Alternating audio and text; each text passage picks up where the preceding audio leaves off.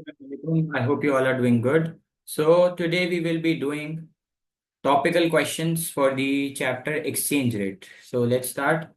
So the topic which we are doing today, the topic is exchange rate. Okay, and we are starting the topical past paper questions of this chapter. सही है? So question number one is define exchange rate. Question number one is define exchange rate. Question number two is define floating exchange rate. Question number three is define fixed exchange rate. तो if I ask you guys that what is exchange rate, तो आपको याद होना चाहिए, हमने पढ़ा है, we have studied in this in our topical lectures. हम लोगों ने पढ़ा है कि एक्सचेंज रेट वो रेट होता है जिसपे एक करेंसी दूसरी करेंसी के साथ एक्सचेंज होती है। लाइक फॉर नाउ, अगर मैं अभी की बात करूं तो अभी जो है, अगर हम 280 रुपीज पे करेंगे तो हमें $1 मिलेगा। ठीक है, तो ये एक्सचेंज रेट है आपका, जिसके ऊपर आप दूसरी करेंसी के साथ ट्रेडिंग कर रहे होते हैं। क्वेश्चन नंबर टू इज के डिफाइन करें आपके फ्लोटिंग एक्सचेंज रेट क्या होता है। तो हमेशा याद रखना, फ्लोटिंग एक्सचेंज रेट वो रेट होगा जो डिमांड सप्लाई की फोर्सेस से डिटरमाइन होगा। सर किस चीज की डिमांड सप्लाई? हम लोग करेंसी की बात कर रहे हैं।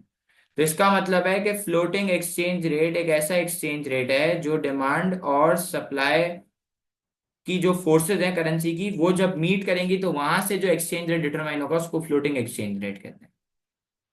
कल की क्लास में हमने करा था कि फिक्स्ड एक्सचेंज रेट क्या होता है। तो आपको बताया था कि फिक्स्ड एक्सचेंज रेट एक ऐसा रेट होता है जिसके अंदर गवर्नमेंट इंटरवीन करती है और आपके एक्सचेंज रेट को सेट करती है। ठीक है, तो स्टार्ट करते हैं with the first three questions.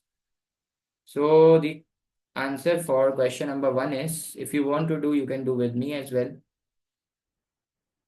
So answer number one is define exchange rate. So exchange rate is a rate exchange rate is a rate at which one currency exchange rate is a rate at which one currency is exchanged in terms of another currency। ठीक है, exchange rate is a rate at which one currency is exchanged in terms of another currency। ठीक है, ये question number one का answer हो गया। So now your question number two is that what is floating exchange rate. तो sir floating exchange rate वो exchange rate होता है जो डिमांड सप्लाई की फोर्सेस मिलकर डिसाइड करती हैं। तो sir what is floating exchange rate? Floating exchange rate is a rate floating exchange rate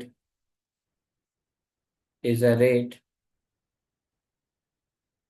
floating exchange rate is a rate which is determined through floating exchange rate is a rate which is determined through forces of forces of demand and supply of forces of demand and supply of currency। Sir floating exchange rate वो rate है जो demand supply की forces determine करती है। ठीक है sir, question number three. Question number three is what is a fixed exchange rate. Sir question number three क्या है? क्वेश्चन नंबर थ्री है कि फिक्स्ड एक्सचेंज रेट क्या होता है। तो do you guys know what is fixed exchange rate? Do you guys know what is fixed exchange rate?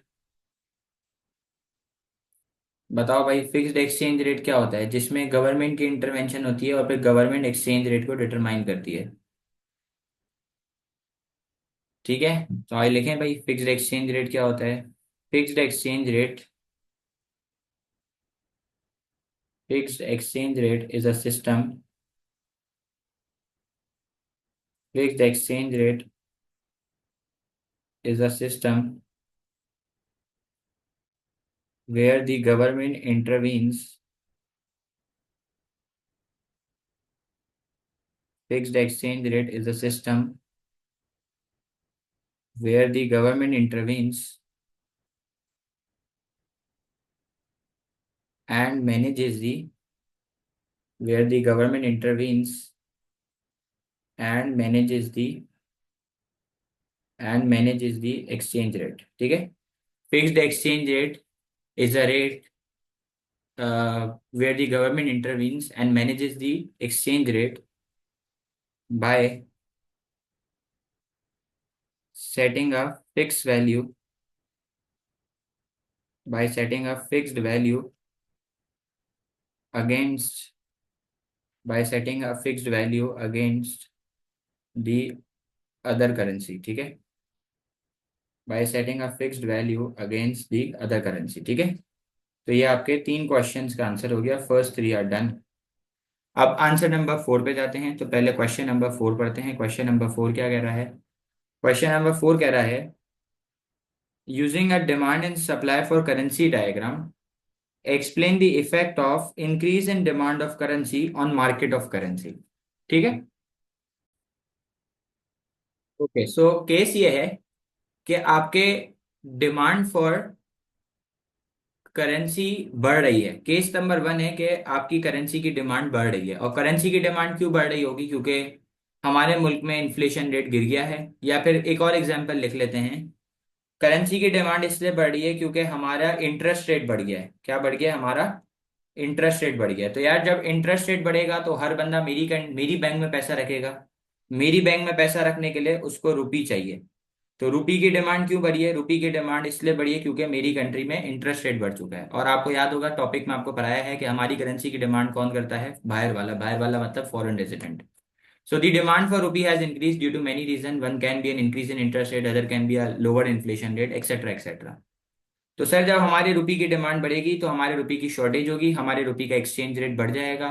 जब exchange rate बढ़ेगा तो एज अ डोमेस्टिक रेजिडेंट अब मुझे रुपी रखने में फायदा है क्योंकि रुपी की वैल्यू बढ़ रही है। That is why when exchange rate is increasing the domestic resident will increase the quantity of rupee. Okay, so question कह रहा है कि डायग्राम को यूज करो। क्वेश्चन कह रहा है कि आप डायग्राम को यूज करो और आप बताओ। क्वेश्चन क्या कह रहा है? क्वेश्चन कह रहा है कि आप डायग्राम को यूज करो और आप बताओ कि अगर करेंसी की डिमांड बढ़ती है तो इससे करेंसी की मार्केट में क्या फर्क पड़ेगा। तो we can make a diagram of a rightward shift in the demand for currency का, and then we will explain it simply. तो आंसर नंबर 4 है कि हमें डायग्राम बनानी है और उसको समझाना है, क्योंकि सवाल ने बोला है कि डिमांड सप्लाई की करेंसी की डायग्राम यूज करें। तो सबसे पहले हम लोग 2 एक्सेस बना देंगे और हम लोग जो है वो लेबलिंग कर देंगे। सर सबसे पहले हम लोग 2 एक्सेस बनाएंगे और हम लोग लेबलिंग करेंगे। सर सबसे पहले हम लोग 2 एक्सेस बनाएंगे और लेबलिंग करेंगे। तो सर ऊपर आ जाएगा एक्सचेंज रेट, ऊपर आ जाएगा एक्सचेंज रेट और नीचे आ जाएगा quantity of rupee, quantity of currency यानी कि quantity of rupee. Sir demand curve downward है, सप्लाई कर्व अपवर्ड है, और जहाँ पे दोनों इक्वल होगा वो इक्विलिब्रियम है, वहां से आ जाएगा एक्सचेंज रेट। तो इधर देखो मैं मार्क करता हूँ, इधर आ जाएगा डिमांड फॉर रुपी, इधर आ जाएगा सप्लाई फॉर रुपी। सर ये हो गया इक्विलिब्रियम, सर ये हो गया एक्सचेंज रेट, और ये हो गई क्वांटिटी ऑफ रुपी। अब बताओ डिमांड बढ़ रही है तो आपका रुपी का जो डिमांड कर्व है वो किधर शिफ्ट करेगा? राइटवर्ड शिफ्ट करेगा। तो देखो डिमांड बढ़ रही है तो डिमांड फॉर रुपी का जो कर्व है वो किधर शिफ्ट करेगा? वो राइटवर्ड शिफ्ट करेगा। सर ये हो जाएगा न्यू इक्विलिब्रियम, और सर यहाँ से लेफ्ट पर आ जाएगा न्यू एक्सचेंज रेट और नीचे आ जाएगी न्यू क्वांटिटी, ठीक है। तो सर जब रुपी की डिमांड बढ़ेगी तो रुपी की शॉर्टेज होगी, रुपी का एक्सचेंज रेट बढ़ जाएगा। एज अ डोमेस्टिक रेजिडेंट मैं रुपी की क्वांटिटी को बढ़ा दूंगा, ठीक है, और ये आ जाएगा न्यू इक्विलिब्रियम, सही है। अब मुझे इस डायग्राम को एक्सप्लेन करना है, वेरी इजी। तो सबसे पहले मैं लिखूंगा N increase in an increase in demand for rupee, an increase in demand for rupee, an increase in demand for rupees from DRS to DRS1, from DRS to DRS1, due to increase in interest rate in our country, due to increase in interest rate, due to increase in interest rate in our country, which will create shortage of currency, which will create shortage of currency, which will create shortage of rupees कर लो, ठीक है, which will create shortage of rupees, which will create shortage of rupees, causing बेटा अगर आपको रुपी नहीं लिखना तो फिर आप बार बार करेंसी का वर्ड यूज कर लो, ठीक है। Which will create shortage of rupees causing exchange rate to rise from ER to ER1, ठीक है, comma this will provide signal to domestic resident, this will provide signal to domestic resident, this will provide signal to domestic resident, so he will extend equilibrium quantity of rupee, so he will extend equilibrium quantity of rupee, quantity of rupees from QRS to QRS1, from QRS to QRS1, comma this is how new equilibrium point, comma this is how new equilibrium point is achieved, comma this is how new equilibrium point is achieved from E to E1, ठीक है। You guys may take screenshots because I will be not waiting for anyone, ठीक है। Now we are going towards question number 5. So what is question number 5? Question number 5 is using demand and supply diagram, explain the effect of decrease in demand of currency on market of currency, ठीक है। Question number 5 क्या कह रहा है कि आप demand supply of currency की diagram को यूज करो और आप बताओ कि अगर करेंसी की डिमांड डिक्रीज होती है तो इससे करेंसी की मार्केट के ऊपर क्या फर्क पड़ेगा। सो now this is the second case, right.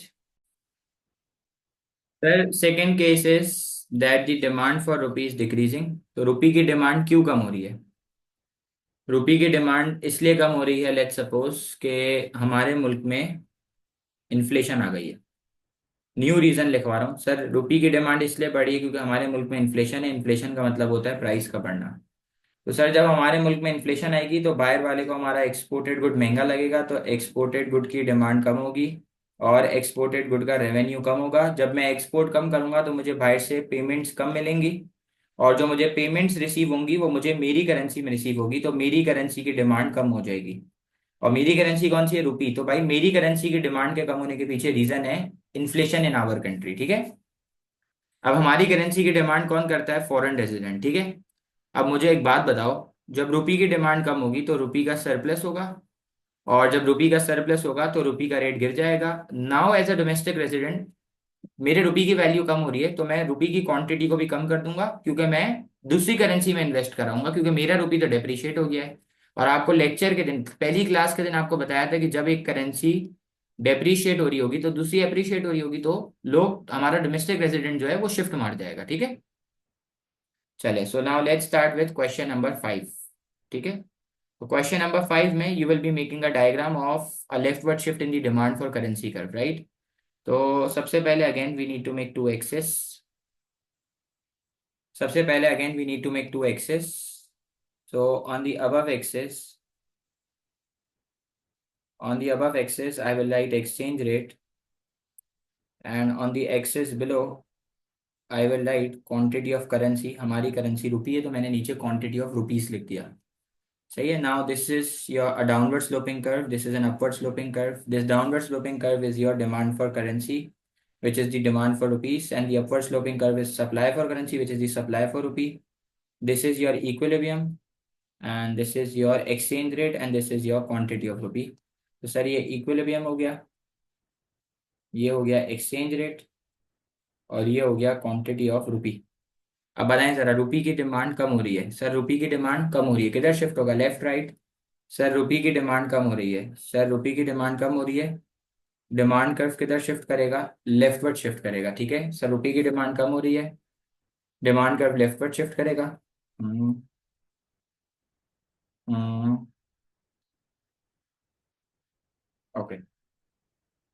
रुपी की डिमांड कम हो रही है, डिमांड कर्व लेफ्टवर्ड शिफ्ट करेगा। जहां पे नया डिमांड कर्व और पुराना सप्लाई कर्व मीट करेगा वो होगा न्यू इक्विलिब्रियम। वहां से लेफ्ट पर आएगा न्यू एक्सचेंज रेट, नीचे आ जाएगी न्यू क्वांटिटी। तो सर ये हो गया आपका न्यू एक्सचेंज रेट, और ये आ गई आपकी न्यू क्वांटिटी फॉर रुपी। और सर ये हो गया आपका न्यू इक्विलिब्रियम। अब हम लोग डायग्राम को एक्सप्लेन करेंगे, ठीक है। ओके, सो हमने एक्सप्लेनेशन क्या लिखी है? A decrease in demand of for rupee from DRS to DRS1 due to high inflation rate in our country, which will create surplus of rupees, causing exchange rate to fall from ER to ER1, which will provide signal to domestic residents. So he will contract equilibrium quantity of rupee from QRS to QRS1, comma, this is how new equilibrium point is achieved from E to E1. So this is answer number 5. Now going towards question number 6, ठीक है। Okay, question number 6 क्या कह रहा है? Using demand and supply for currency diagram, explain the effect of increase in supply of currency on market of currency. 6 marks। सवाल कह रहा है कि अगर करेंसी की सप्लाई बढ़ती है तो इससे करेंसी की सप्लाई अगर बढ़ती है तो इससे करेंसी की मार्केट के ऊपर क्या इफेक्ट आएगा। सो now let's see what will be the effect. Sir ये करेंसी की सप्लाई बढ़ रही है। करेंसी की सप्लाई क्यों बढ़ रही होगी? मैं आपको एक रीजन देता हूँ, अलग सा रीजन। सर लेट्स सपोज कि यूएस के अंदर जो है ना वो इंटरेस्ट रेट बढ़ रहा है। यूएस के अंदर इंटरेस्ट रेट बढ़ रहा है तो हर पाकिस्तानी, दुनिया का हर बंदा यूएस की बैंक में पैसा रखेगा। तो अगर मैं पाकिस्तानी हूं, मुझे यूएस की बैंक में पैसा रखना है, तो मुझे यूएस का डॉलर चाहिए। यूएस का डॉलर कैसे आएगा? मुझे अपने रुपये को बेचना पड़ेगा ना। तो मैं अपनी रुपये को क्या करूंगा? मैं अपनी रुपये को सेल करूंगा। ऐसा ही है भाई, मैं अपने रुपये को क्या करूंगा? सेल करूंगा। तो रुपये की सप्लाई क्या हो जाएगी भाई? रुपये की सप्लाई बढ़ जाएगी। तो मैंने एक और रीजन करा दिया कि सर रुपये की सप्लाई के बढ़ने के पीछे रीजन होगा increase in interest rate in the other country. अब बताओ, जब सप्लाई बढ़ेगी तो क्या होगा? सरप्लस होगा, और सरप्लस होगा तो एक्सचेंज रेट कम होगा। अब कहानी शुरू करी है डोमेस्टिक रेजिडेंट ने, तो कहानी खत्म कौन करेगा? Foreign resident. तो सर फॉरेन रेजिडेंट क्या बोलेगा कि सर जब भी एक्सचेंज रेट कम होगा तो मैं रुपये की क्वांटिटी को बढ़ा दूंगा, क्योंकि जब एक्सचेंज रेट गिर रहा है तो वो खरीदेगा, जब एक्सचेंज रेट बढ़ रहा है तो वो बेचेगा, प्रॉफिट कमा के निकल जाएगा। इसलिए जब एक्सचेंज रेट कम हो रहा है तो फॉरेन रेजिडेंट रुपये की क्वांटिटी को बढ़ा रहा है। So sir, this time now we will make a diagram of a rightward shift in the supply for currency curve, right? So we are doing question number 6 now. Sir question number 6, हम लोग question number 6 कर रहे हैं। तो again सबसे पहले हमें दो एक्सेस बनानी पड़ेंगी और लेबलिंग करनी होगी। 1000 बार सिखा चुका हूँ। लेबलिंग क्या होगी? ऊपर आ जाएगा एक्सचेंज रेट और नीचे आ जाएगा क्वांटिटी ऑफ करेंसी। सही कह रहा हूँ? सर ऊपर आ जाएगा एक्सचेंज रेट, नीचे आ जाएगा quantity of currency. Sir demand curve downward होता है, सप्लाई कर्व अपवर्ड होता है। अभी हम करेंसी की बात करें तो ये जो डिमांड सप्लाई है ये करेंसी का है। सर जहाँ पे डिमांड सप्लाई इक्वल है वो एक्सचेंज रेट है। तो देखें, ये हो जाएगा डिमांड फॉर रुपी, ये हो जाएगा सप्लाई फॉर रुपी। सर ये हो गया इक्विलिब्रियम, और ये हो गया एक्सचेंज रेट, और ये हो गया क्वांटिटी ऑफ रुपी। अब मुझे बताओ, सप्लाई बढ़ रही है, सप्लाई कर्व किधर शिफ्ट होगा? राइटवर्ड शिफ्ट होगा। सही कह रहा हूँ? सर रुपी की सप्लाई बढ़ रही है, रुपी की सप्लाई बढ़ रही है तो रुपी का सप्लाई कर्व राइटवर्ड शिफ्ट होगा। सर जहाँ पे नया सप्लाई और पुराना डिमांड मीट करेगा वो होगा न्यू इक्विलिब्रियम। सर वहां से आ जाएगा लेफ्ट पे न्यू एक्सचेंज रेट, नीचे आ जाएगी न्यू क्वांटिटी ऑफ रुपी, ठीक है। तो सर ये हो गया न्यू एक्सचेंज रेट, और ये हो गया न्यू क्वांटिटी ऑफ रुपी, और सर ये हो गया न्यू इक्विलिब्रियम। अब मैं इस डायग्राम को एक्सप्लेन करूंगा, trust me it's very easy. जो डायग्राम बनी हुई है आपको एग्जैक्टली वही एक्सप्लेन करनी है। जो डायग्राम आपके सामने बनी हुई है ना, आपको वही एक्सप्लेन करनी है, ठीक है। तो अब आप लिखेंगे an increase in supply of rupees, या सप्लाई ऑफ करेंसी लिख लो। An increase in supply of rupee, an increase in supply of rupees due to high interest rate, due to high interest rate in other country, due to high interest rate in other country will create due to high interest rate in other country will create surplus of rupee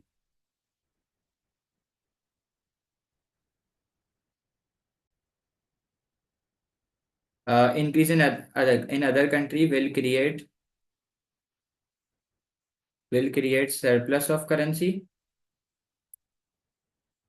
will create surplus of currency causing exchange rate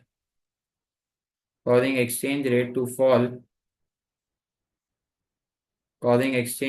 fall from ER to ER1, which will provide signal to, किसको मिलेगा इस बार signal? Supply कौन करता है? Supply करता है domestic resident. तो इस बार सिग्नल किसको मिलेगा? फॉरेन रेजिडेंट को ना। तो क्या लिखूं? Foreign resident which will provide signal to foreign resident. So he will extend equilibrium quantity of so he will extend equilibrium quantity of rupees from QRS to QRS1, comma, this is how new equilibrium point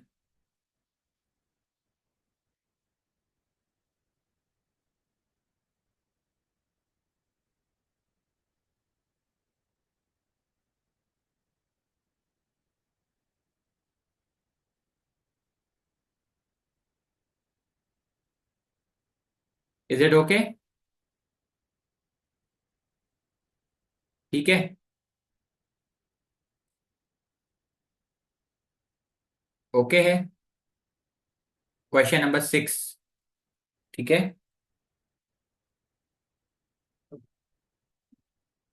answer number 7। अब हम लोग question number 7 पे जा रहे हैं, ठीक है। Okay, question number 7 पे आ जाओ। क्वेश्चन नंबर 7 करें, आ जाओ। क्वेश्चन नंबर 7 क्या कह रहा है, आओ देखते हैं। क्वेश्चन नंबर 7 कह रहा है, using demand and supply for currency diagram explain the effect of decrease in supply of currency on market of currency, 6 marks. ये कौन सा क्वेश्चन है? क्वेश्चन नंबर 7 है, ठीक है। Now listen. तो सर, करेंसी की सप्लाई इस बार कम हो रही है। क्यों कम हो रही है? क्योंकि हमारी गवर्नमेंट ने इंपोर्टेड गुड के ऊपर टैरिफ लगा दिया है। Sir, what is tariff? बेटा, tariff is a tax on imported good, जिससे इंपोर्टेड गुड की प्राइस बढ़ेगी और इंपोर्टेड गुड की क्वांटिटी कम होगी, इंपोर्टेड गुड के ऊपर खर्चा कम होगा। तो मुझे अब बाहर वाले को, जब मैं बाहर वाले से इंपोर्ट कम कर रहा हूं, तो मुझे बाहर पेमेंट भी कम करनी है ना। और जो मुझे उससे पेमेंट करनी है, मुझे डॉलर में करनी है। और डॉलर में पेमेंट कैसे होगी? मुझे रुपी को बेचना पड़ेगा। तो मैं इधर लिखूं, रुपी की सप्लाई कम होगी। रुपी की सप्लाई क्या हो जाएगी? रुपी की सप्लाई कम हो जाएगी। तो यार, ये रुपी की सप्लाई क्यों कम हुई है? रुपी की सप्लाई क्यों कम हुई है? क्योंकि मेरी गवर्नमेंट ने क्या लगा दिया? टैरिफ, ठीक है। तो जब रुपी की सप्लाई कम होगी तो रुपी की शॉर्टेज होगी। जब शॉर्टेज होगी तो एक्सचेंज रेट बढ़ जाएगा। Now as a foreign resident, जो मेरे पास रुपी कम रेट पे बाय करा हुआ है मैंने, मैं वो सेल कर दूं। So now this time we will make a diagram of a leftward shift in the supply for currency curve, right? Okay, so now we are doing question number 7, ठीक है। अब हम लोग क्वेश्चन नंबर 7 कर रहे हैं। सबसे पहले again we will have to make the diagram, और हमें लेबलिंग करनी होगी। तो सबसे पहले लेबलिंग कर लेते हैं। ऊपर वही आएगा, ऊपर आ जाएगा एक्सचेंज रेट, और नीचे आ जाएगा क्वांटिटी ऑफ रुपीस, ठीक है। अब मुझे बताओ, डिमांड कर्व डाउनवर्ड होता है, सप्लाई कर्व अपवर्ड होता है। जहां पे दोनों इक्वल है वो इक्विलिब्रियम है, वहां से आएगा exchange rate and quantity of रुपी। तो सर, ये हो गया डिमांड फॉर रुपी, ये हो गया सप्लाई फॉर रुपी, सर ये हो गया इक्विलिब्रियम, ये हो गया एक्सचेंज रेट, और ये हो गया क्वांटिटी ऑफ रुपी। अब मुझे बताओ, रुपी की सप्लाई कम हो रही है, तो सप्लाई कर्व किधर शिफ्ट करेगा? लेफ्टवर्ड, पीछे की तरफ शिफ्ट कर दिया। सही है, this is the step number 2 to make the diagram. अब मुझे बताओ, जहां पर नया सप्लाई कर्व और पुराना डिमांड कर्व मीट करेगा, वो होगा न्यू इक्विलिब्रियम। और सर, वहां से लेफ्ट पर आ जाएगा न्यू एक्सचेंज रेट, और नीचे आ जाएगी न्यू क्वांटिटी ऑफ रुपी। तो सर, ये क्या हो गया? ये आ गया न्यू एक्सचेंज रेट, और सर ये क्या आ गई, ये आ गई न्यू क्वांटिटी ऑफ रुपी। और सर ये क्या हो गया, ये हो गया न्यू इक्विलिब्रियम। ठीक हो गया भाई। अब मुझे इस डायग्राम को एक्सप्लेन करना है, right. Question number 8, explain the impact of depreciation of currency on an economy, 6 mark. Question number 8 कह रहा है कि अगर करेंसी की डेप्रिसिएशन होगी, कोई मसला नहीं है राफे, कोई मसला नहीं है। क्वेश्चन नंबर 8 कह रहा है कि अगर करेंसी की डेप्रिसिएशन होगी तो इसका क्या इफेक्ट होगा, क्या इंपैक्ट होगा इकोनॉमी के ऊपर। तो आओ चेक करते हैं, चेक करते हैं डेप्रिसिएशन से क्या क्या हो सकता है, ठीक है। तो सर डेप्रिसिएशन का मतलब होता है, सर डेप्रिसिएशन का मतलब होता है एक्सचेंज रेट का कम होना। सर डेप्रिसिएशन का मतलब होता है एक्सचेंज रेट का कम होना। अब मुझे एक बात बताओ, डेप्रिसिएशन का मतलब है एक्सचेंज रेट का कम होना। जब आपका एक्सचेंज रेट कम होगा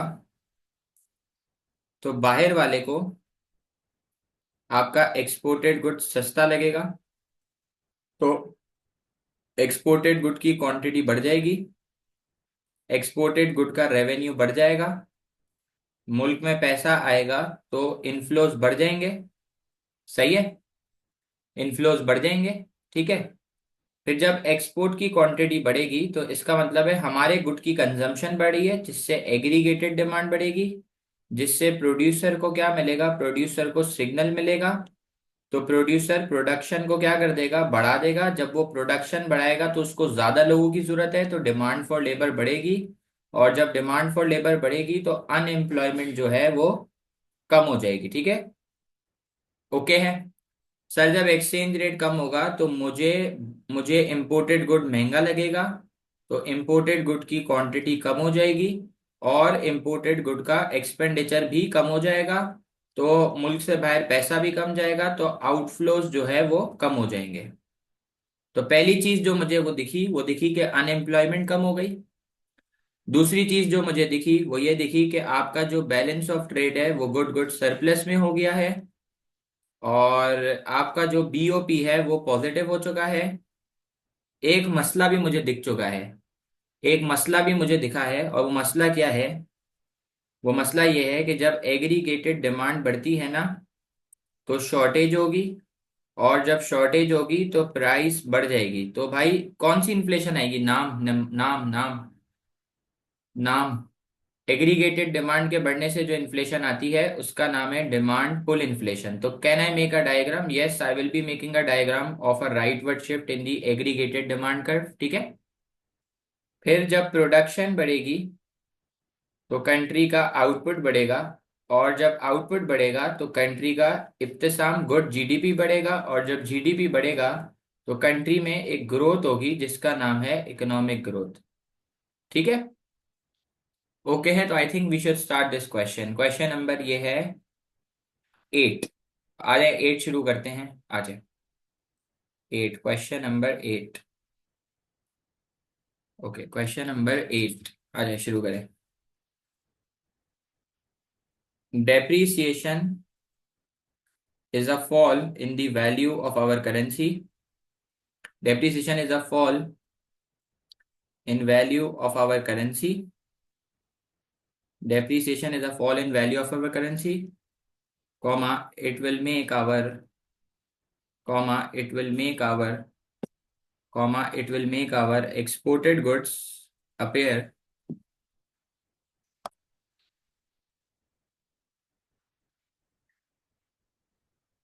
हम्म, हम्म,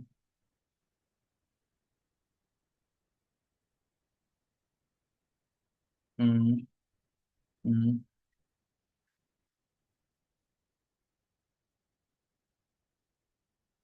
सही है, सही है। ये जो आप अभी बता रहे हो वो बेहतर है। हम्म, बिल्कुल ऐसा ही है, जो आप बोल रहे हो वो सही है, परफेक्ट है। जी जी जी। ओके मैं फिर आपको कॉल भी करता हूँ, okay. Depreciation is a fall in the value of our currency. It will make our exported goods appear cheaper to foreign resident, which will extend its quantity, which will extend its quantity. which will extend its quantity, comma increasing export revenue and inflows in the country and inflows in the country and inflows in the country, resulting in resulting in sorry inflows in the country, comma this increase in quantity of exported goods, this increase in quantity of, EG लिख रहा हूँ short form, exported goods will increase its consumption, this increase in quantity of exported good will increase its consumption, causing AD to rise, which will create shortage, causing AD to rise, which will create shortage,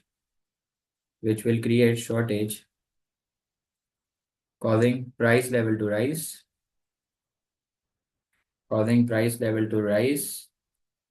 resulting in demand pull inflation,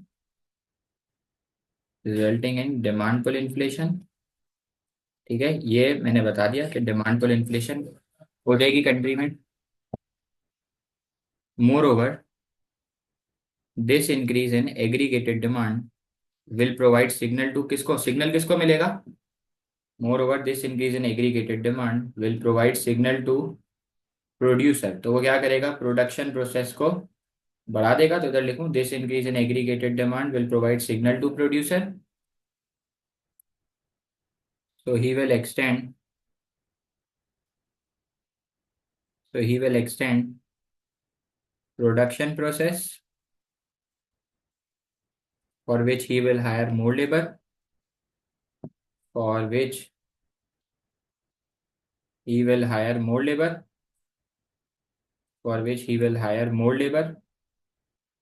which will for which he will hire more labor, which will, इसे क्या होगा? For which he will hire more labor, which will increase demand for labor,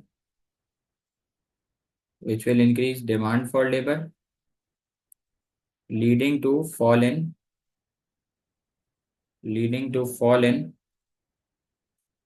unemployment,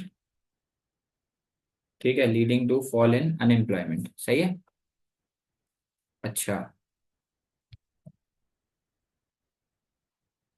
leading to fall in unemployment.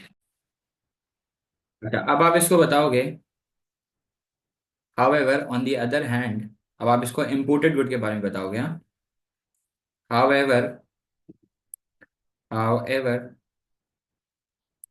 Our domestic resident our domestic resident will find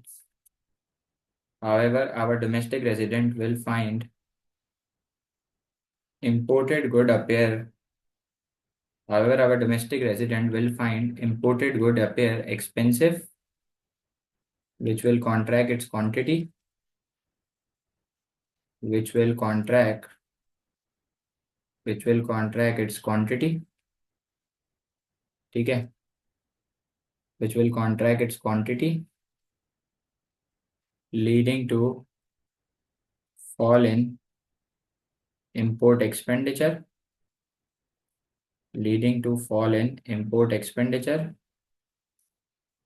and outflows from the country,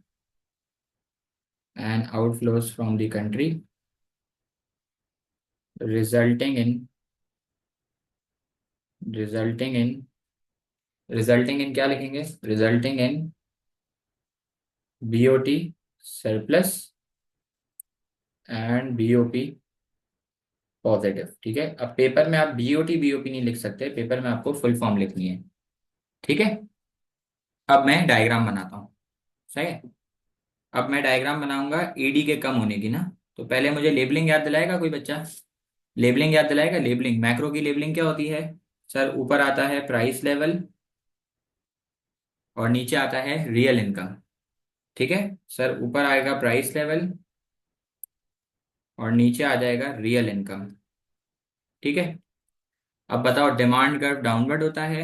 अभी हम macro पढ़ रहे हैं, तो ये demand पूरी country की demand है, डेट इज एग्रीगेटेड डिमांड। ये एग्रीगेटेड सप्लाई, ये मैक्रो का इक्विलिब्रियम, ये प्राइस और रियल इनकम आ गई। ठीक है। तो सर ये हो गई एग्रीगेटेड डिमांड, ये हो गई एग्रीगेटेड सप्लाई, ये हो गया इक्विलिब्रियम, ये हो गई प्राइस, ये हो गई रियल इनकम। अब बताओ सर, एग्रीगेटेड डिमांड बढ़ रही है, किधर शिफ्ट होगा? राइट वर्ड शिफ्ट होगा। सर एग्रीगेटेड डिमांड बढ़ रही है, ये राइट वर्ड शिफ्ट हो गया। सर ये हो गया न्यू इक्विलिब्रियम, और यहाँ से लेफ्ट पर आ गया न्यू प्राइस, और नीचे आ गई न्यू इनकम। ठीक है। अच्छा जी, तो ये हो गई न्यू प्राइस और ये हो गई न्यू रियल इनकम। ठीक है। अच्छा, अब एक बच्चे ने सवाल करा है कि सर आपने कहा था, जब आप टॉपिकल माइक्रो के पास पेपर्स करा रहे थे, तो आपने बोला था कि सर 6 मार्क के क्वेश्चन में जब तक वो बोले नहीं तब तक डायग्राम नहीं बनानी, जब तक वो बोले नहीं तो डायग्राम नहीं बनानी। ये आपके दिल में ख्याल आया होगा, तो इसका मैं आपको जवाब दे रहा हूँ। ये जो हम हर चैप्टर के बाद क्वेश्चंस करते हैं ना, इसमें कुछ पास पेपर्स के क्वेश्चन होते हैं, कुछ मेरे अपने बनाए हुए होते हैं। So this question is made by me. इसमें बहुत सारे क्वेश्चंस हैं जो मैंने खुद बनाए हैं। इन क्वेश्चंस को करने का पर्पस क्या होता है? इन क्वेश्चंस को करने का पर्पस ये होता है कि जब आप ये होमवर्क करते हैं तो आपका ये पूरा रिवाइज हो रहा होता है, ये पूरा टॉपिक आपका एक बार रिवाइज हो जाता है और आप इसको लिख के सॉल्व कर लेते हैं। ठीक है। ओके गाइस, तो समझ गए ना? क्लियर है ना?